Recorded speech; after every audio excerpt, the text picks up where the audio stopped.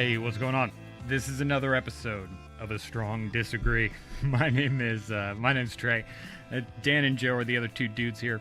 Nothing real serious this week. We are mostly just goofing off, shooting the shit. We hope you have fun listening to it, though. As always, we hope you enjoy the show. We hope you enjoy your life. Be good to each other and enjoy this free entertainment.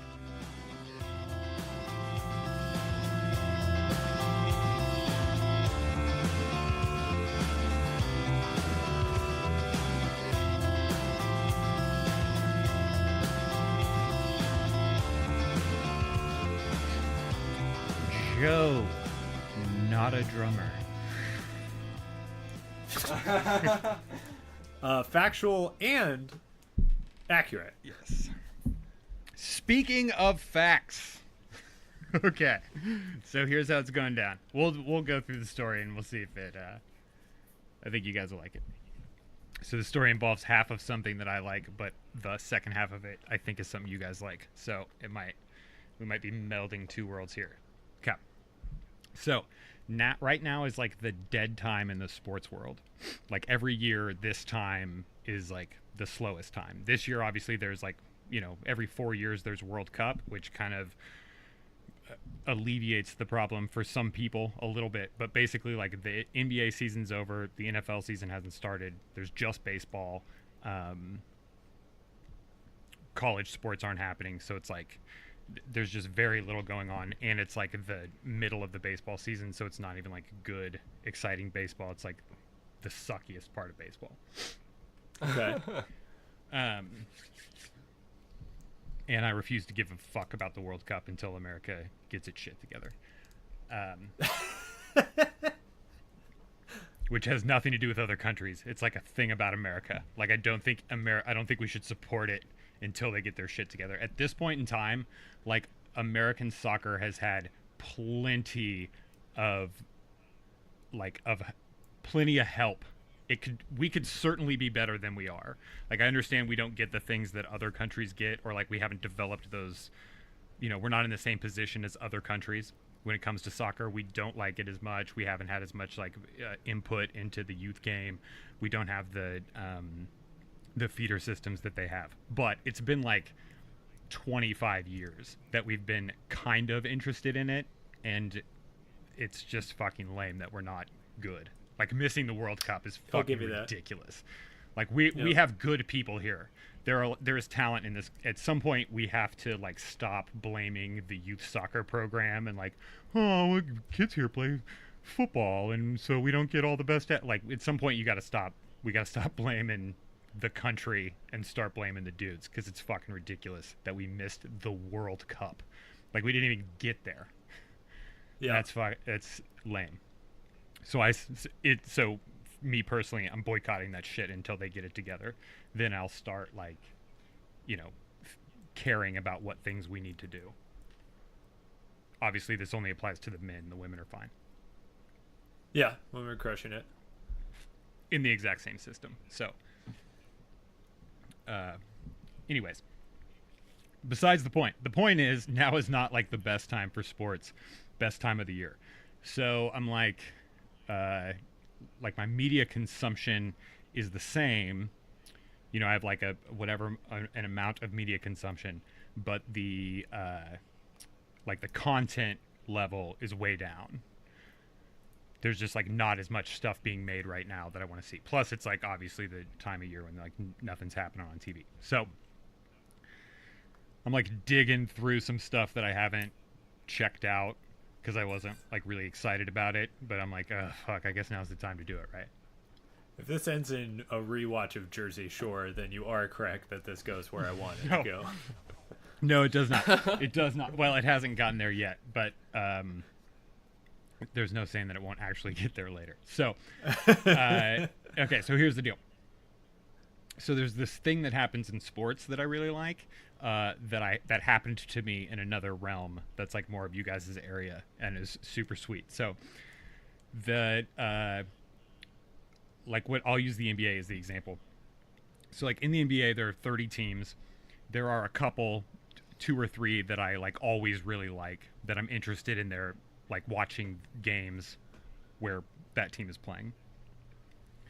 And then every year there are like a half dozen teams that I end up liking over the course of the season for like whatever reason. Maybe they have a player that I'm interested in, or like they, for whatever, they're like playing better than they normally would, or somebody, a bench guy starts being good, whatever reason, something bad happens to them but they keep playing well, whatever.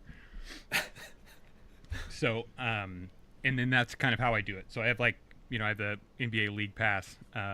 This is more a talk of sports, but we'll get around to the other thing. I have NBA League Pass, so I can watch any game that I want. Sometimes I have to watch games like 3 or 4 hours after they happen, but I watch any game I want. So if I come home and I'm like, all right, I'm going to watch a game tonight, there might be 5 or 6 games on, and I watch the game, I pick whatever game is most interesting to me. So there are some teams that I like. There are also some teams that I just do not like. And if they're playing, like, I might skip that game. Like, there's a positive if it's a good team and a negative, whatever, I balance it out. So as an example, there's this dude named Lance Stevenson who's gotten into, like, a number of problematic situations for there's certain reasons why he's good and certain reasons why he's bad. It's all like a net zero to me. I have not spent too much time paying attention to him. He's not been like a really electric player or somebody I'm like emotionally involved in. He went back to play on the Indiana team this year, and the Indiana team also is a team that I just I don't usually really care about. But this year some stuff happened. They got good. They had some like underdogs on their team, including this Lance Stevenson guy. I started to really like him. So I was watching him this year. I'm not a LeBron James fan. I don't wish him any ill will, and I think he's pretty good. But I really fucking hate his attitude, and people just talk about him all the time, which is just like bores the shit out of me. And also, his team is garbage, and it's his fault. So I hate watching the Cavs. I don't wish him ill will. I just don't want to see him on my TV, and the more that they win, the more likely they are to be on TV. So I hate seeing them. Anyways, those two teams play. So I kind of have some ill will. I'm not gonna lie. I don't want anything bad to happen to them, but the more a team wins, like the more likely they are to be on the nationally televised games where there are better announcers. And then like in the playoffs, obviously, the more they win, the more games they play. And so, near the end of the playoffs, like if they keep winning, it's like a team I have to watch. Additionally, the better that a team does, the more people talk about them. So then it's like all the other media that I'm consuming about basketball, it's like they're spending time talking about the Cavs instead of some other team that's cooler. Anyways, whatever. So these two teams play, the Indiana and Cleveland play in the playoffs this year. And I'm rooting hard for Indiana and rooting hard against the Cavs. Harder against the Cavs because they're playing a team I like, and more for the Pacers. Anyways, this Lance Stevenson dude, he has like a whole thing against LeBron James. For like years, he's been like causing shit during basketball games. There's like this really cool clip of them waiting like for a rebound on a free throw shot, and Lance Stevenson is like blowing in LeBron James's ear, which is like just the funniest shit to do. Anyways, so during this playoff, I'm like, oh, dude, I've known who this dude is for years. I just haven't really cared, and now I like super care about this dude, and I'm like rooting for him. He's like one of my favorite players for a short period of time, even though I didn't really care about him previous, which is like my favorite thing, because then I get like a whole new dude, right? It's like I know all the guys in the NBA, and there's 27 of them that I care about, and then like a new dude shows up because of this situation, because he's playing against a team I don't like and playing on a team I do kind of now like. I'm like, fuck yeah, now there's like 28 people I like in the NBA. It's like increases my enjoyment of the concept.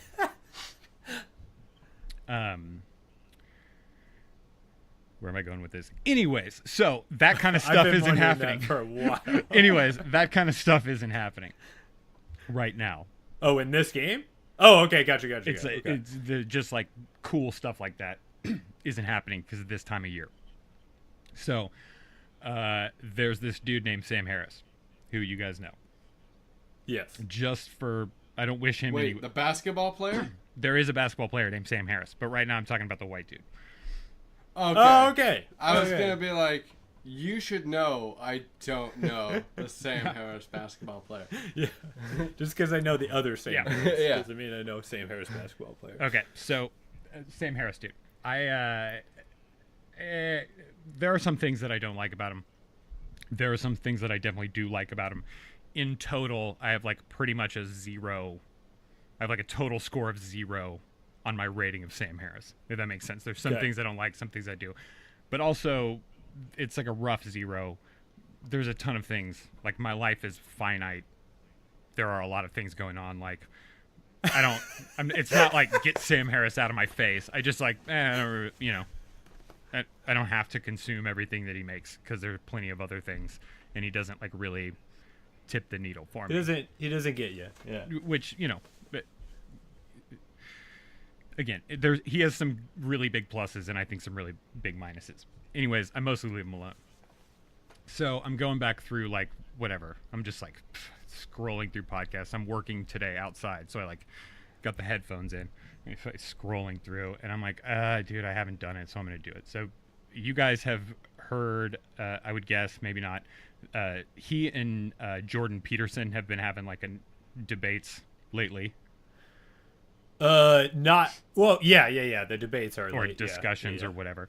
I guess like in front of people, like in auditoriums, which blows my mind. But whatever. And they had like there were a couple podcasts where they like got together and shot the shit. So I had skipped the first one where the two of them were talking because I heard that it like kind of devolved into some kind of, that it wasn't like super productive. That was his like second worst podcast ever. Yeah, they're both pretty terrible. But you listen to the second. So today I went and listened to the first. Oh, I don't know. I think I heard like, I almost, or like maybe one of the times that I was listening to Sam Harris, I think he was on the Joe Rogan show, and like they were discussing how the first one was bad, and I had skipped it. Yes. Yeah. But like I say, I'm like scraping the barrel. So I'm like, I'm just going to get into it. I'm just going to listen to Sam Harris and Jordan Peterson talk. Yeah, that's a really rough one to scrape the barrel with. I don't even know if I finished that one. Because, holy Jesus Christ. I would seriously be like, iTunes, just recommend me a podcast. Yeah, like the only reason he put that one up on Sam Harris's end anyway, him and Jordan Peterson kind of agreed that they didn't even care to put it up, but Jordan Peterson fans like lost their shit, and they're just like, well, how do we know he didn't like beat you in an argument or something? For him not putting it up. Put it up. Yeah. Yeah. He also does this. So he put it up. Yeah. He also does like, this. Oh, Jesus. He does this really great thing at the beginning where he gets to talk by himself before he plays the episode, right? And during that little talk, he's like, I don't know, maybe I lost. He's like, it didn't go very well, but like maybe there's some stuff I didn't see. Maybe I lost. I don't know. I'll let you guys tell me if there's something I missed. Speaking to his fans and encouraging them to get online and tell him how they thought the conversation went. Like that was like some kind of like a fair thing. It was like a fake. God. Yeah. That's trash. Which is. There's no bueno. Which, again, I don't, whatever, but a very, very in line with my perception of Sam Harris, that way he starts it off. But I'm on a roof when this is happening. I press play. I'm on a roof. I have my phone like in a tool bag hanging on some scaffolding, and I'm like on a roof pulling shingles. So I can't like, I would have, had the phone been in my hand at that time, I would have just been like, skip, I'm not doing it. I would have chickened out. But it was like, fuck over on a thing. I was already in. I got my safety glasses on, whatever. So I listened to the deal. It's just total garbage. Total trash. Total garbage discussion. So bad. Total garbage discussion. For people who haven't heard it, they, Jordan Peterson's like real frank about his position on the pronoun game, and like there's a law in Canada. They passed a law that was like basically if somebody says they prefer a certain pronoun, you have to use that pronoun. Jordan Peterson records like some YouTube videos saying that he's not going to do it. just like a real, Correct. just a revolutionary on It was already the law of his providence, by the way. yeah, Like, yeah, it was yeah. And also he's a professor at college, which like so he's like in many ways he's not shouldn't be breaking that rule, but it's like already a rule that you would treat people with civility, but he's breaking all the rules now. Yeah, shoot some YouTube videos where it's like, I'm not doing this. I won't get into his whole argument because it's garbage. But he's not doing it. So he just spends the first 10 minutes like basically explaining that he's not doing it. And also saying that it's ridiculous that we would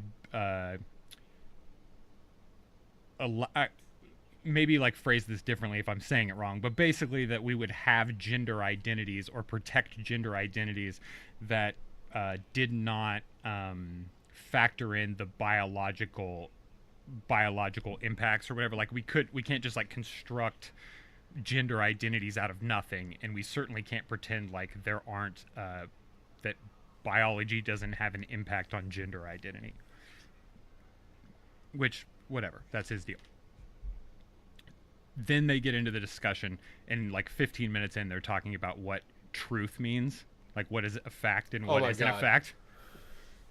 Yeah. I thought they got to that a lot quicker than 15 minutes. So No, but like I'm saying, it was pretty quick. It's like basically, yeah. My recollection was Jordan Peterson gives like the best possible depiction of the whole pronoun situation from his perspective, cutting it off at a point where it like might start to sound bad for him. Sam Harris is like, okay, well, I mean, that's not really why I wanted you on the podcast. Let's talk about this other thing.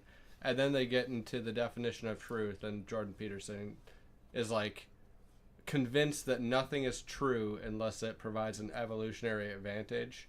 And like at that point I was like, ladies and gentlemen, we've just lost Camet pressure.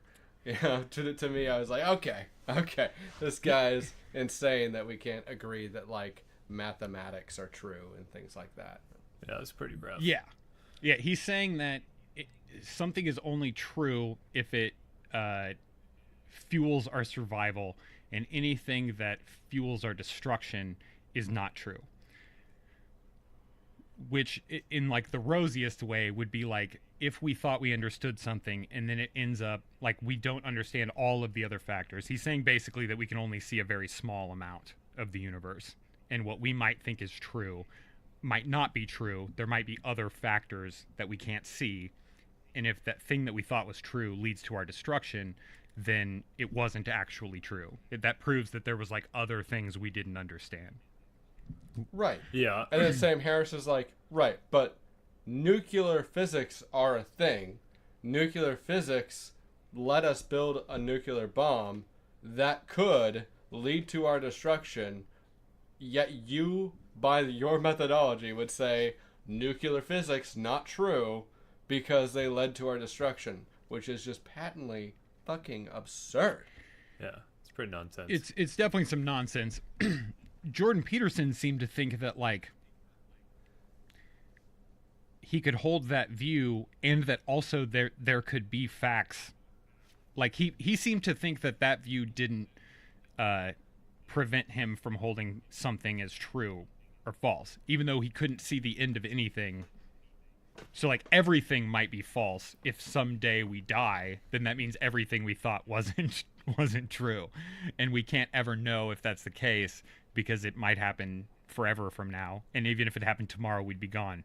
So whatever. So Sam Harris's thing was like, okay, well then there's no facts, I guess, at all. And he's like, no, there's definitely truth. Just anyways, so they get into a debate, which was even worse than the little discussion we're having, way dumber than the little thing we're having. And as it's going on, I start to like Sam Harris, only because I just fucking hate this Jordan Peterson dude, and he's like in the ring with him. You know what I mean? So it's like as it's going on, it's 2.5 hours long. I will admit I turned it off at about like 2 hours and 15 because I got home and I was like, okay, well I don't need to continue this. But I got a long ways into it. And like as it's going, I'm like, oh, this fucking guy. So I'm starting to like Sam Harris. Again, I'm pretty sure just because the situation he's in, which makes me wonder what people I would like if I saw them in a situation where they were paired up with somebody that I really didn't like. Like how many people would I give a pass to if they were like getting into a fight with somebody who was worse? Like would I just like, if you were just like the kind of dude who like steals women's purses, but you were in an argument with a murderer, would I be like, yeah, this purse stealer dude's like actually kind of cool dude. I'm totally rooting for him. Yeah, that's generally my issue with the news, is it tries to set up situations like that a lot, and I'm just always rooting for some person, and then after I watch it, I'll go like watch their other stuff, and I'll be like, dear God, what the fuck was I thinking? Yeah, it's kind of related to the whole false balance thing Yeah, that journalism was always about, where like they'd be like, you know, we need to act like there are two sides to everything when there aren't. Yeah. And it feels a lot like that, because like you put like Paul Ryan up against Alex Jones, and Paul Ryan starts to look like a really sane fucking individual. Yeah. Well, even without doing that, like I've many times in the last 2 years, I've been like, fuck, I wish Paul Ryan would run. And like, that's an insane thought to have, right? But I just like look at the people who are up there in DC, and I'm like, well, this guy is horrible, but he's like sane. Or like, you know, like this guy seems to care about the country and his job. Yeah. He's raped few enough women that I don't know about any of them. I don't know what the bar is in DC, but whatever it is. Probably less than or equal to 10, right? So like that's way good for a DC politician. Yeah, it's ridiculous. And he's the worst. And like 2.5 years ago, I would have punched that dude square in the jaw if I'd seen him like live in the street. But yeah, and then I heard like he's stepping away, and I'm like, shit, who are they gonna get? Who's the next person gonna be? Is it gonna be worse? Anyways, so I'm watching the deal. So there's this thing, this other thing that happens in sports, like as you're watching sports, nobody does anything on the court that we don't see coming, really. Like, we know the rules of the game. We know what everybody's trying to do. It's never like, oh man, did you see that team? They decided they're going to score like a bunch of touchdowns in the games, and they're like winning a bunch. You know what I mean? Like, it's not like that, but it's like, I want this guy to score a touchdown, and if he does, I'm happy, and if he doesn't, I'm sad. But it's not like there's a bunch of things that he can do. He certainly can't invent anything. So it's like you see somebody driving to the basket, and you're like, dunk it, dude. And he dunks it, and you're like, yes, you did the thing. Or you didn't, and then you're like, no, you didn't do the thing. So whatever, Jordan's like way off on a thing about how there is truth or whatever. And Sam Harris is like, yeah, this is a pretty bad deal on your part, because now nothing can be true because you'll never know what happens in the end. And Jordan Peterson says some dumb old bullshit, and I'm up there just sweating my nards off because it's 100 degrees and super humid, and I'm on a roof, and still I'm focused in my mind. I'm not paying attention to any of that, and I'm like, bust him out for the thing, and then just real cool, Sam Harris was like, yeah, I don't know, man. Oh, and I'll say, like, Sam Harris has been pretty nice through this whole thing. Both of these dudes have been nice to each other throughout this entire debate, which is what I hate about debate, because if you're fighting someone after an hour, you need to start talking shit, you know, like obviously you're not going to get on. We're not going to solve this logically. Somebody needs to start throwing burns out, so at least we can see which one of these two dudes is cooler. If you're not going to find out who's smarter, at least we need to find out who the bigger badass is. Podcast 101. Awesome. Yeah. And we're deep in the second hour. And Sam Harris is like, yeah, I don't know, man. It seemed like you were saying that we definitely needed to know what was true about biology before we let this guy call himself or her. And now you're basically saying that nothing is real. So it seems like you're being wilder than these dudes who are looking to change their pronouns. And Jordan Peterson was just like, yeah, I don't know, I don't think so, and then just went on to some other bullshit in his head. And I was like, hey, all right, you fucking dunked on this guy. I was so stoked. And I got the exact same feeling as when I'm watching a game, and I was like, all right. I don't know if it really is the same thing, if I'm just like, there's a void in my life and I wanted to fill it, and this was like close enough, or, which is entirely possible, or if there's just like other places if I can just like start consuming media that I don't really like or don't think I'm gonna like, and just like put the like a sports paradigm on it, and like start to root and cheer for things to happen, and like maybe have it give me value, because So both these dudes should sew their mouths up in general. You know what I mean? Like I hope none of them, they write books and are teachers, which is pretty scary. But at the moment, I was like, yeah, dude, let's duke it out. Duke it out. Somebody dunk on somebody. It's like I think it's different than sports, because in this arena, if they're not doing a new thing, it's real fucking annoying. And that's like possibly the biggest issue with Sam Harris, is that he'll start every episode with what you mentioned, which is like framing it in a weird ass way. And then after he frames it, he will complain about how people have treated him on Twitter and stuff. And that is so obnoxious to listen to. Like I could, it's really frustrating.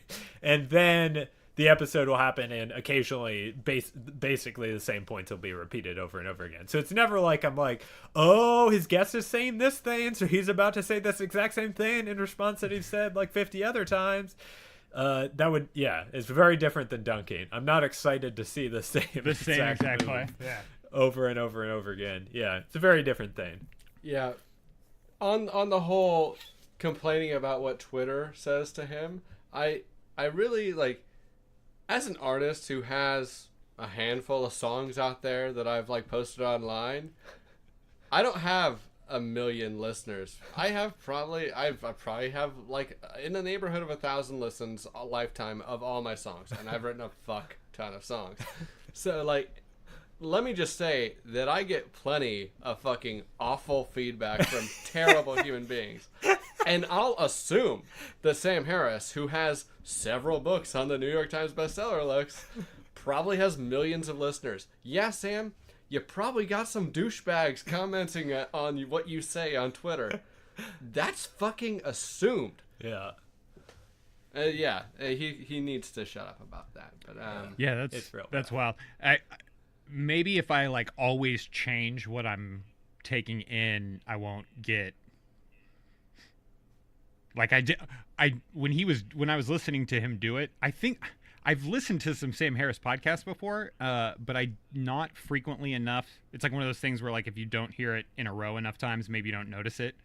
Like I didn't notice it. So when I heard him do it at the beginning of this episode, I was like, man, that's crazy that he's setting this episode up like this. Yeah, it's yeah, he poisons the well on like 3 different episodes. Yeah, he doesn't do as many debates on there. So he doesn't often have to poison the well like that. The debate episodes are kind of not that great. Basically every single time.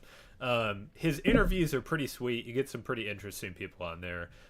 He's got a fan base that just recommends, I don't know, pretty sharp people. So like, he recently interviewed an FBI guy who's an expert in hostage negotiations. Just super random, nothing to do with his or Harris's expertise at all. Really interesting, kind of like Joe Rogan, like just kind of random people come on. But then, you know, he has a background in debating religious people, which to me was a big part of his strong suit. He was one of the few guys who just calmly and rationally debated religious people instead of just like losing his shit. Like even like Bill Nye was like not holding it together in some of his debates with Ken Ham and stuff, which I understand. Don't get me wrong. But so then Harris kind of takes that like debate approach to a couple of the podcasts, and it's real not good. I'm never excited to hear that he's debating somebody on it. Yeah, he has like 2 flavors. He has the debate-esque style, like Reza Aslan was one, and all those I agree are the worst. His other conversations, though, some of which if you were to just look at who he was interviewing, you might expect would be a debate episode. Like he had Charles Murray on, the writer of The Bell Curve. Mm-hmm. And like you see that name, and if you know anything about Charles Murray, you're thinking, wow, probably some heat comes out in here. But Sam Harris, in fact, took a real measured approach with it and approached it more like a conversation and was just intellectually asking questions about like what the topic was, which I found to be kind of interesting because I didn't know that much about the bell curve at the time. But I also found it to be, I don't know, I found it to be much easier to listen to, certainly, than his debate episodes. I know, though, that he got a whole bunch of flack from a whole bunch of liberal people that were angry that he didn't just spend the entire podcast calling Charles Murray a racist. Yeah, there's definitely Joe Rogan gets a lot of that too. All those guys do. Yeah, they people would definitely like to see other people calling people racist to their face. I know that's a difficult. It's got to be hard to like. It's not sustainable. Oh, as a podcast, right? Like eventually, people are going to be like, I don't know, man. How many people are going to show up? I don't know, man. Like, I don't feel like a racist, but this dude, you're like, when he calls you, you're like, nah, dude. I don't know what I did, but this guy found out something that he's going to turn into some racist stuff. Yeah, that's how I Charles feel like Murray, that's how though, the and news. Peterson, like, you could probably just call those dudes out. I don't think they'd be surprised. But yeah, that's kind of how like the news works. I feel like is like they have enough anchors that they can be like, we're inviting you on with like Susan tonight, and the interviewee is like, who the fuck is Susan? I guess I could do this. Maybe she's reasonable. And then it always goes to the same place. So you wrote this paper in which you were really racist. Tell us about it. So I guess you think black people are stupider than white people. Let's go ahead and drill down on that, Charles Murray. That's like, what you said, right? He's like, that's basically it, but not exactly. And we have 30 seconds to discuss. Please, go. You get 8 minutes. Yeah. Also, the time is real fun. Yeah, so that was a fun part of my day. I was psyched about that. I was psyched that got to happen. I don't know that I'm going to be jazzed on Sam Harris, but I bet I actually will. I don't know how much more of his stuff I'm going to consume before I'm like, nah, that was crazy. That was dumb. Stop doing it. But, yeah, I really can't more strongly advise just skipping his debates. If you're in the mood for debates, watch his religious ones with like Hitchens and those guys and Dawkins. Those are just always funny. But you mean on YouTube? Yeah, on YouTube. Yeah, but those like aren't on otherwise on his podcast, like anytime where you can tell he's having somebody on he's not psyched on, it's gonna go real badly every time. Well, there's like I think I gotta see like this one out though. Like, oh, this specific like watching, podcast? No, you like don't. Watching the 19th Star Wars or whatever. It's like I'm in. Oh God. Whatever, the last season of Lost. It's like I know it's bad, but I got to. I'm gonna have to do it. Yeah. Good luck, man. I don't know. Here. Okay. Oh, I remember what happened. Okay, so here's how I ended up even getting into it, which is crazy. The reason I even thought of it or remembered it was. So Malcolm Gladwell has a podcast, which I listen to. I think he's got I'm going to listen to everything Malcolm Gladwell does. I don't care. I'll go down in flames on like a Bill Cosby ship with that dude. I just I don't care. I just like him. And he's got a podcast, which is fun. Certainly good for like 40 minutes. And he did an episode where he was like talking about his 12 rules for life. And he was saying, and he was talking about how there's like all these people who are doing their 12 rules. And so like he was going to do one. And I think he got like 3 rules in and was like, I don't have any more rules. It was dumb. But anyways, he was talking about Jordan Peterson in his book. You know, he wrote the first book that was like 12. Whatever the book's called. I don't know. I'm not going to read it. Doesn't matter.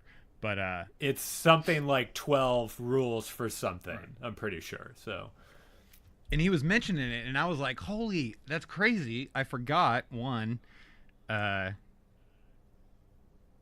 forgot that dude was around doing those types of things.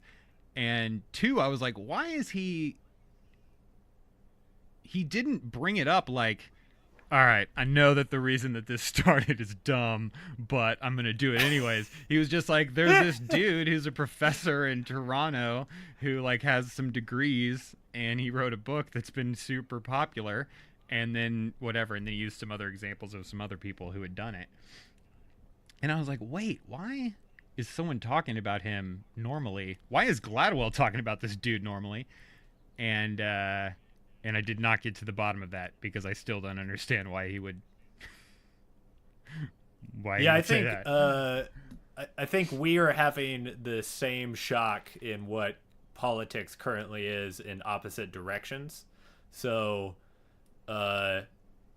this is why I'm worried about what's happening on the left. Is half of the left thinks Jordan Peterson is the most racist, sexist, homophobic piece of shit on the earth. Like, they hate him more than Trump, and they think he's alt-right. And then the other half of liberals don't have any problem with him and think he's a liberal. And so that divide seems pretty big, and it seems pretty important. And I'm pretty worried about it. I'm pretty, like, it doesn't, there seems to be some divides on the right, but they don't seem like, nobody's that angry about their divides on the right. So it's like really, it's worrisome. It's really worrisome. You're saying because you think there's like a big schism on the left Yeah. that's not You there don't on the think right. there's a schism on the right? No, I do think there are schisms. So like, there's libertarians and Christians, but they don't get that mad at each other over stuff that I would I'm think talking that about like they'd a get. specific person. You don't think there's a schism I don't think there's a schism person. like over Donald Trump in the Republican Party? So the only person I've listened to on the right that didn't like Trump and has not backed down from that I know of was Beck, right? So there's definitely people don't like Are we him. talking about people with podcasts, or are we talking about just liberals and conservatives? Because it sounded like you were talking about liberals in general when you said half of all liberals think Jordan Peterson's a Nazi and half of, or you didn't say Nazi, but I just Yeah. So like, is there somebody on the right that you think that's the case with? What do you mean? I thought that's do what I you're think asking. that there are conservatives that think that Donald Trump is not a Republican and is going to destroy the party and should not be considered a Republican? Yeah, so I do, but all of them have changed their tune. Oh, well, no, that's not true. That's Okay, just, who hasn't? I don't know names, just there's no way that's possibly factual. There's what you just said. That everyone who used to think that Donald Trump was going to ruin the Republican Party has switched sides and is now on the other side. Yeah, so I think they're very aware of it though. I don't think that's very shocking. I don't know. Like and then there's a bunch of people who talk about it all the time.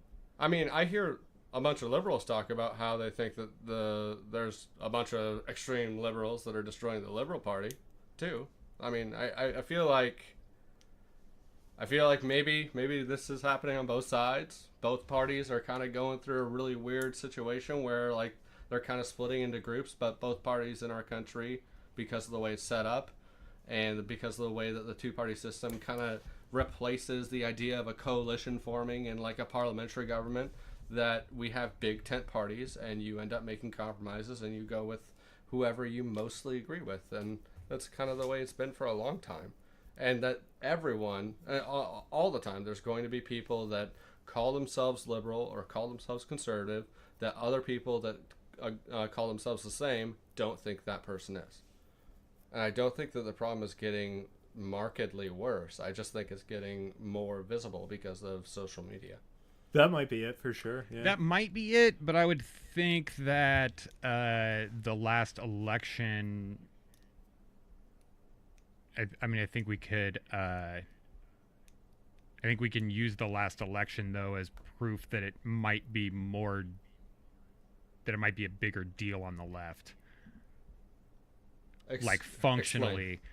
There are certainly so some I get- people who don't love Donald Trump, but they still voted for him. Yeah, so I guess it seems like he's kind of saying the same thing I'm saying. So like, what I'm saying is I think it's a big enough problem that Trump's going to get reelected, and you're saying it's not a problem. Period. Like, what do you? I'm not like I'm not claiming some worry like I think we're gonna kill each other tomorrow.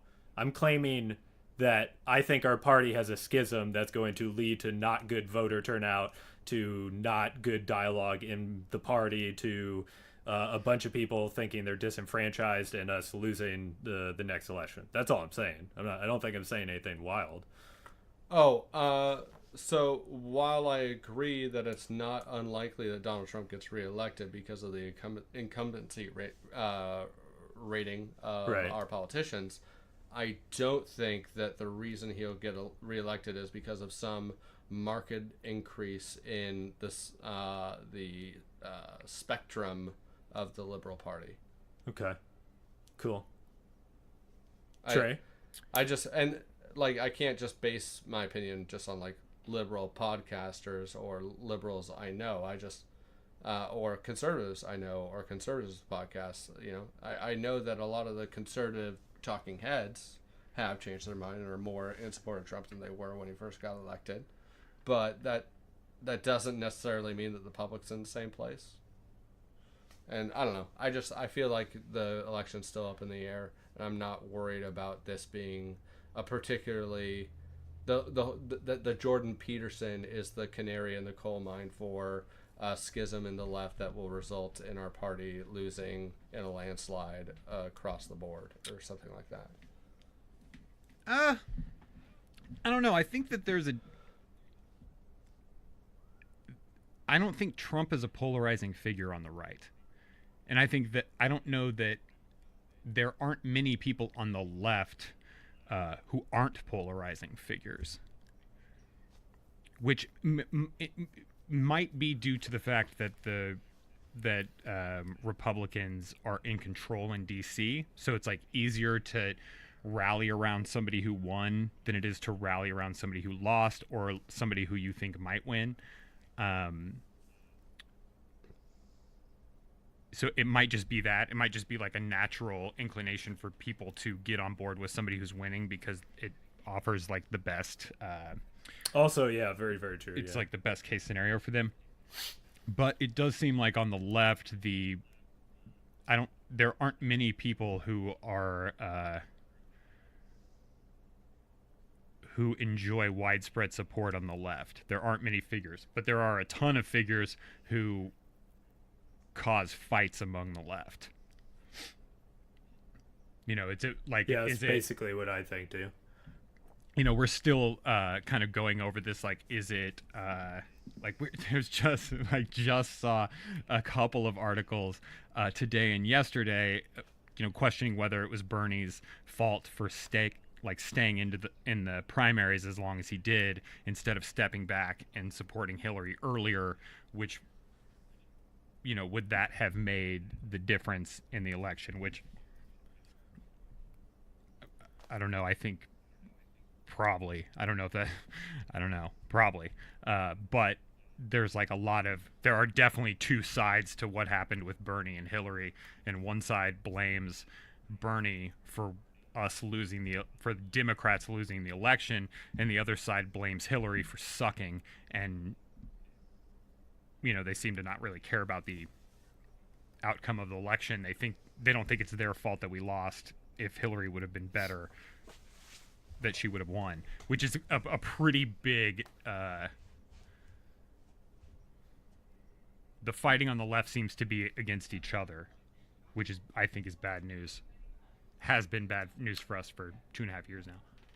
Yeah, it's also good news, like we were talking about a while back, which is like we don't circle our wagons on people that shouldn't be claiming they're liberals when they're doing fucked up shit, and I'm always glad to see those guys get tossed out. But sometimes I think it goes too far, and that's what I think I'm seeing. So is it like now, is it just that like anybody who steps up's getting kicked out?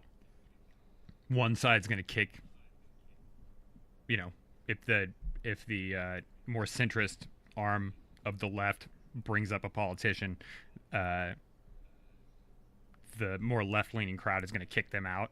Whether they're good or bad, they're going to kick them out, and the same on both sides. Like, are we at a point where we're going to kill everybody? Like I don't nobody's know. gonna live. Like, that's kind of what I think. So, especially with the younger liberals that I know, their general opinion is that the reason Hillary lost was that she wasn't liberal enough. Right. And there might be some truth to that in their voting records, but like that's a weird thing to say with how many people on the left I know who just think she was like too liberal. So it's kind of weird. And it's not that I don't hear this type of stuff on the right too. I think that's totally true. I don't know. I'm somewhat privy to what's going on the right too, and I don't see the same type of infighting. Like, Well, okay, so on the notion of infighting, what I will say is that like Anthony Weiner, the whole like right, yeah. showing a picture of his dick in his underwear or whatever it was, like that comes out and fucking liberals are like, get the fuck out of here. They fucking disown him like that. Yeah. And that's actually one thing I think is actually a strength. Yeah, very good. That's what I Right? was saying. Yeah. So that's but not on exactly the how that conservative happened. side, Yeah. I mean, they took him back and then had kicked him out again. But when you said Anthony Weiner, I was like, was that the Weiner guy? yeah. And then I was like, I'm just thinking that because it's his name. It can't be true. And then I was like, oh fuck, wait, yeah, it was because.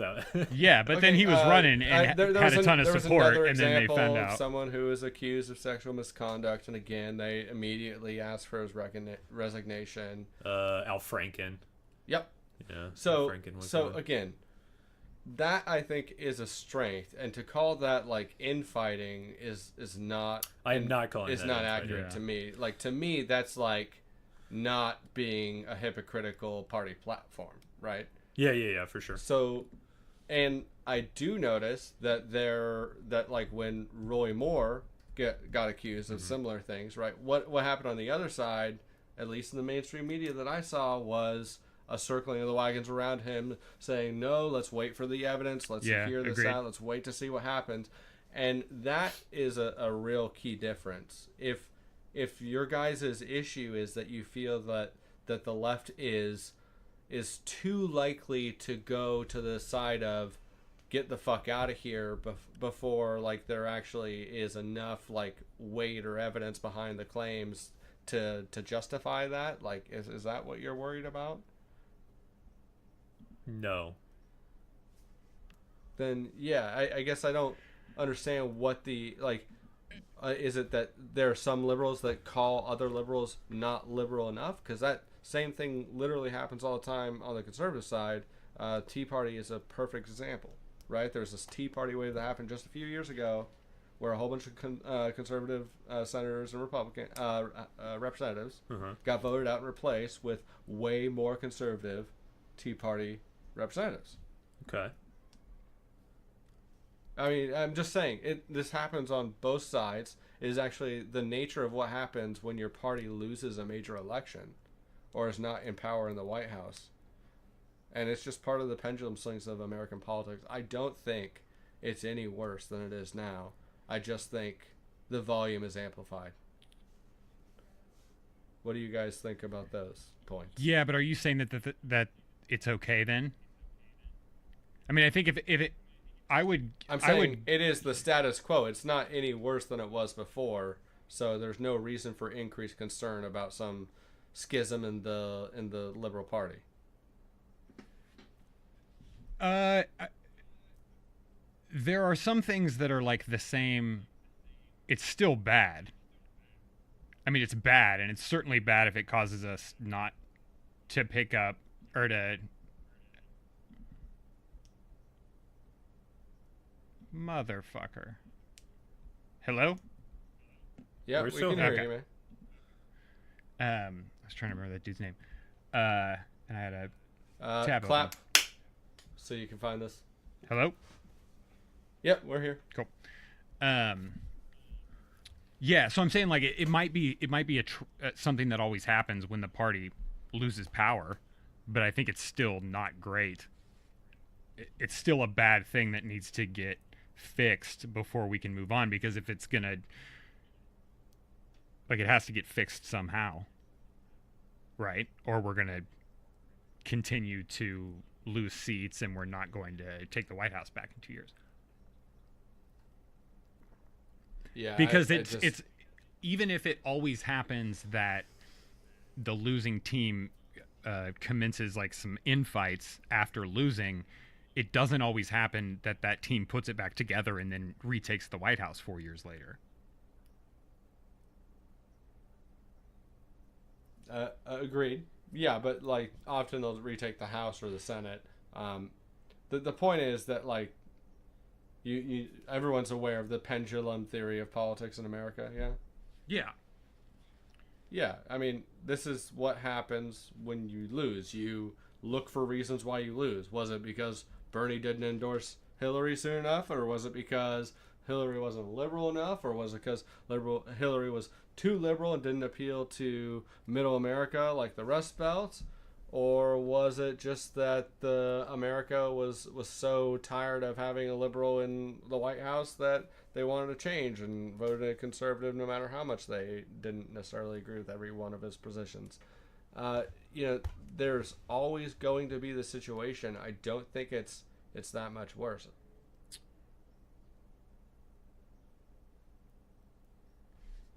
But I've said the same thing over and over again, so I mean that's the last time I'll say it. Yeah, it's hard to say if it's bad or worse. I definitely think it's super bad if the result is that we elect Trump for a second term. Agreed. I will also say though that it is primary season, or recently was primary season, and that is in fact the perfect time when you want there to be infighting amongst a party, and where you want the districts to pick a candidate that is as liberal as they want them to be, to have that nomination so that they can vote in the actual general election later.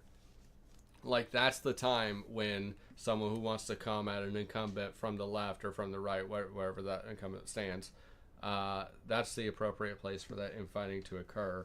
And then after that is done, I fully support any liberal saying, even if I don't agree with every one of this liberal candidate's positions, because that's who my party chose in the primary, I should strongly lean towards that unless there's a real good reason not to. Like, that's how I feel, at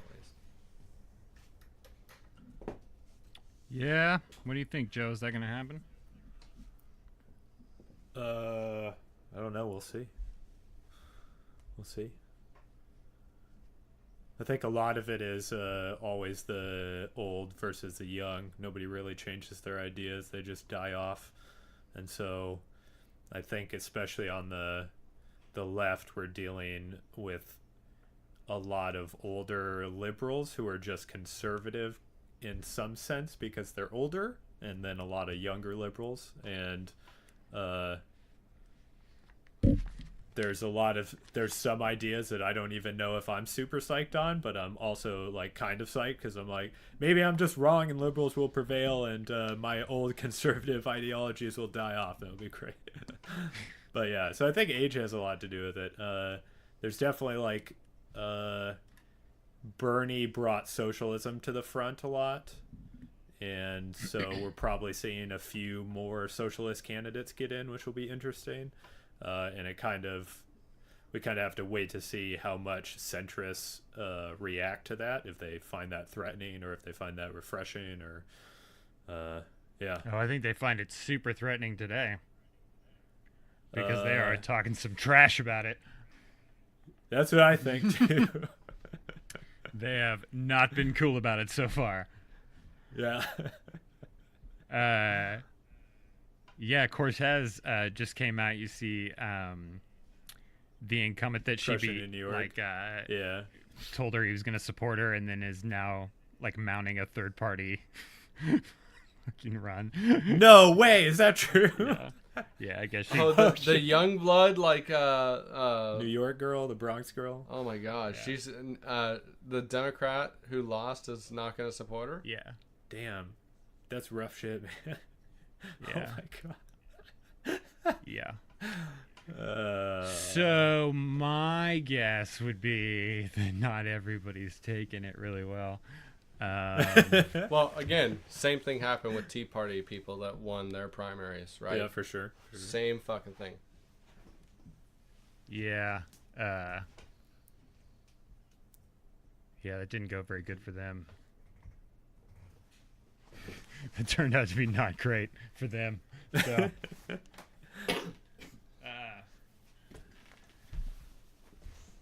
that is one of For my. who? The Republican Party Yes. or conservatives or the people that were formerly in office before they got voted out and replaced by a Tea Party? Nobody conservative? won in the Tea Party deal. The Koch brothers made hella bank. I guess there were some people who made a ton of money, but nobody won in that game.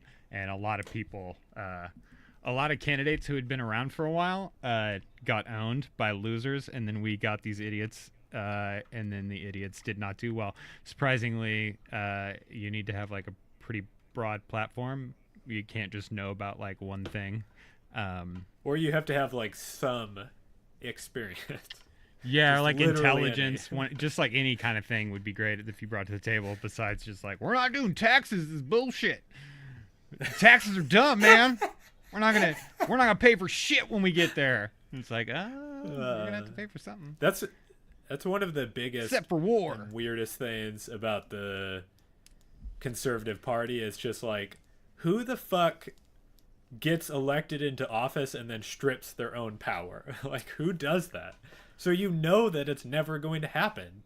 They'll definitely strip Democrats power and like liberal policies and stuff, but they're not going to get in there and like strip away the conservative institutions they've placed and like Not some dentist from Sheboygan. He's not going to be able to turn the tide. Yeah, it didn't work out for them. Didn't work out for... And it didn't work out just for regular, just general people. They caused some damage for a while. So, Supreme Court? You guys are obviously really happy about all that, right? Super, super not psyched about that. God fucking damn. Super not psyched about that.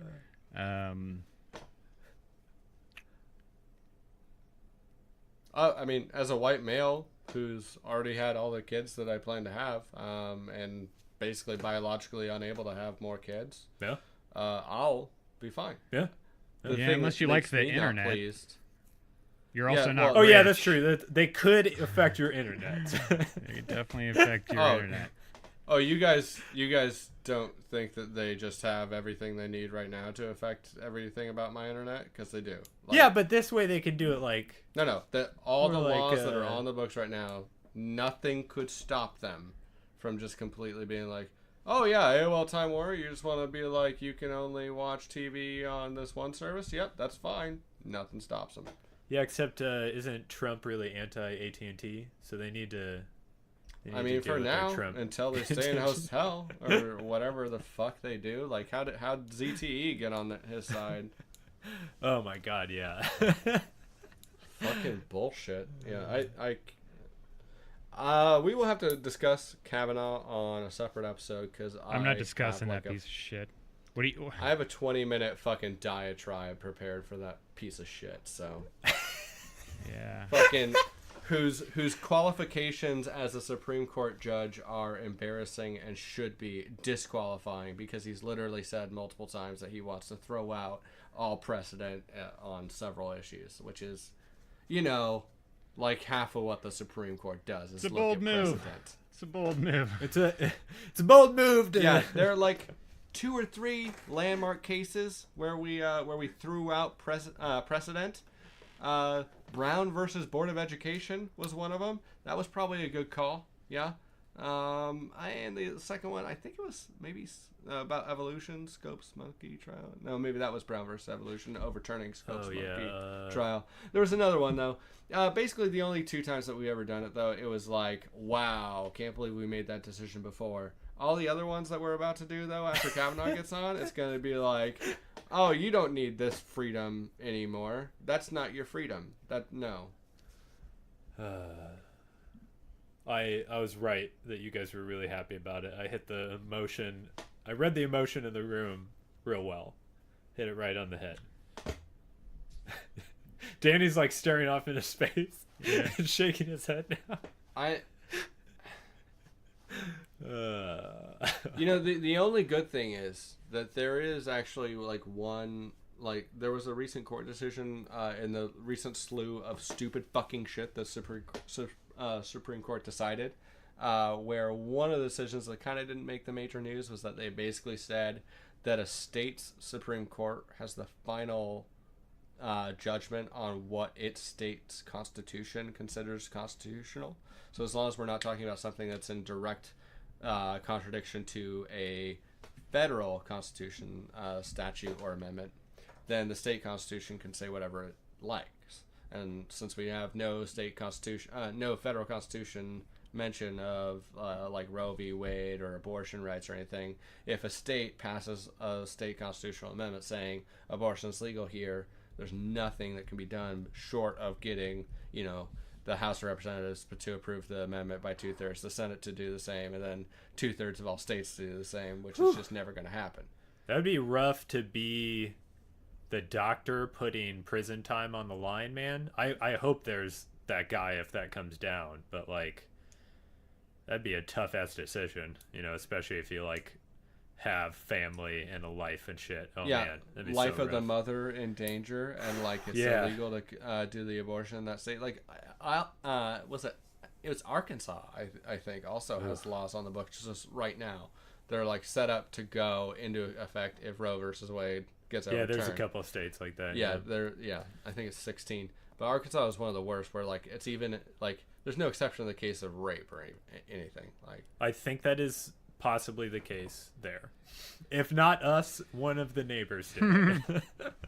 That whole region has really good ideas. Dear God. This and more. We'll find out if it's horrific. Oh, that got really depressing, guys. Yeah, so I think we can call it there. We'll Yeah, save no, we'll save abortion and this Jack Mo for the population discussion. yeah, I'll stop recording now.